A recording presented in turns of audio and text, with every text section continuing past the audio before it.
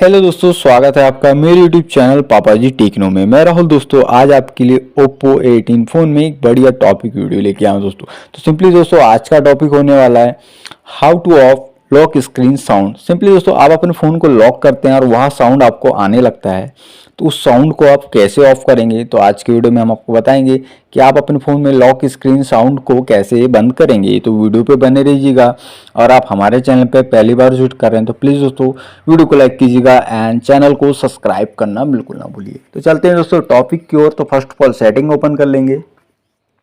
Then दोस्तों setting open करने के बाद सिंपली साउंड एंड वाइब्रेशन वाले ऑप्शन पे जाएंगे।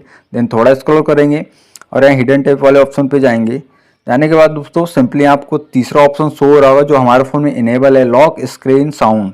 तो सिंपली आपको यहाँ ऑन है तो इसे ऑफ कर देना है। ऑफ करने के बाद दोस्तों आपके फ़ोन में आप जब भी लॉक करेंगे तो आपको साउंड ऑटोमेटिक बंद मिलेगा दोस्तों। तो सिंपली दोस्तों इसी प्रकार से आप अपने फ़ोन में यह सेटअप कर सकते हैं। तो उम्मीद करते हैं आपको हमारी वीडियो अच्छी लगी होगी। तो वीडियो को लाइक कीजिएगा और चैनल को सब्सक्राइब करना बिल्कुल ना भूलिए दोस्तों। मिलते हैं नेक्स्ट वीडियो में। जय